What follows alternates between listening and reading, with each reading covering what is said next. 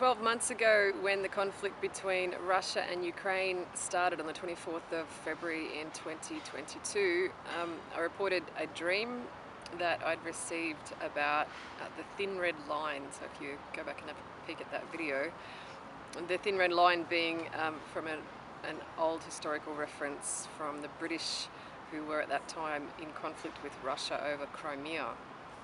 And so this image of the thin red line relates to the conflict with Russia and Ukraine and the influence from Russia and the British Empire, the Western powers that are now in direct conflict with Russia through NATO. Now that Ukraine has joined the NATO alliance, the West are now technically at war, all parties of NATO at war with Russia.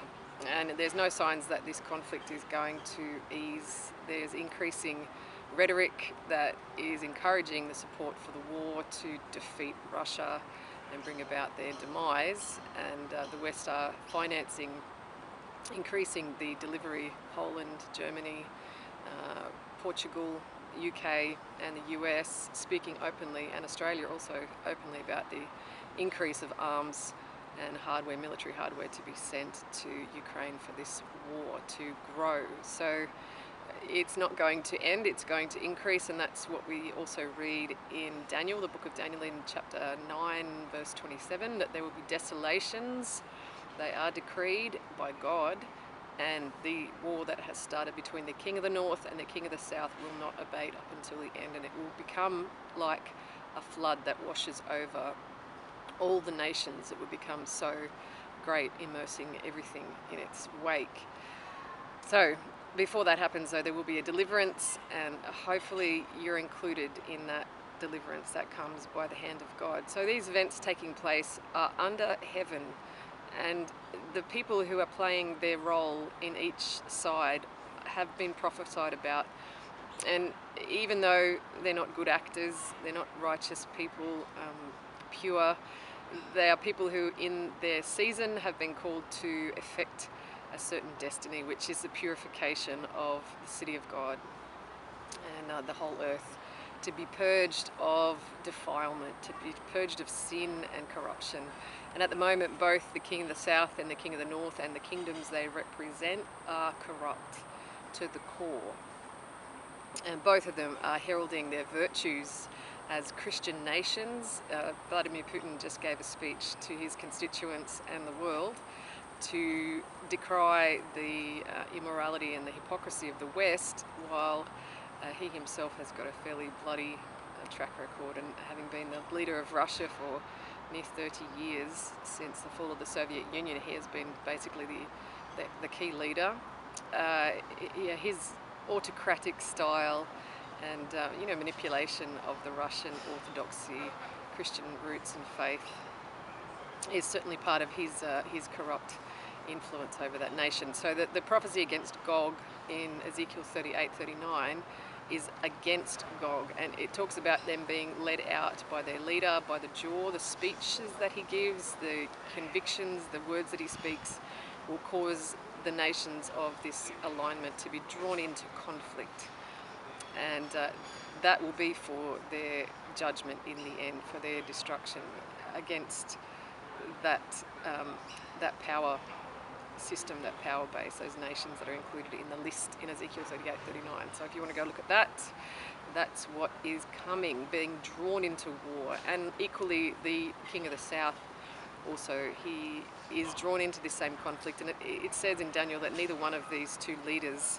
are men of virtue. But as I discussed last year, 12 months ago, this is a distraction or a sign that leads to the appointment of the Antichrist into world government. So this year, just 2-3 days ago, I've received a word that relates to the timing of that event taking place, which is what last year's thin red line and the stairs of somebody rising to power over hypocrisy and well-worn steps, very steep ascent into a position of influence, was about. So this word this year, 2023, 21st of February in 2023, relates to Benjamin Netanyahu, and he will be stepping down from his prime ministership before the end of the term. I think he might be in his first year of this term of his prime ministership of Israel, And the word that I received whispered to me this time, there was no pictures, just his face and his name, will relate to him being caused to step out of that role in place of the person who calls himself God, basically, the one who declares that he is the greatest of all time. And he is the one, the reference to that phrase is the Antichrist spirit. And we haven't seen that actor on the stage, in my opinion, yet, but we will be definitely seeing in this next 3-year period the appointment of that person in substitution for Benjamin Netanyahu in Israel. So here we are at the accelerated end of the birth pains, and it's overwhelming to imagine what is likely to take place. Certainly the powers in control of the world, the corrupt hand of the West in all states who are pretending to be maintaining democracy, liberal democracy, under a guise of what is a corporate fascist arrangement. It's really just a show. Leadership that's put on display to buy your trust, to convince you to be sympathetic to their virtuous causes, but this virtue is shallow sentiment, it's shallow insincerity, and really it's just masking what has become a different form of power in the West. We're no longer operating under representative democracy, in my opinion.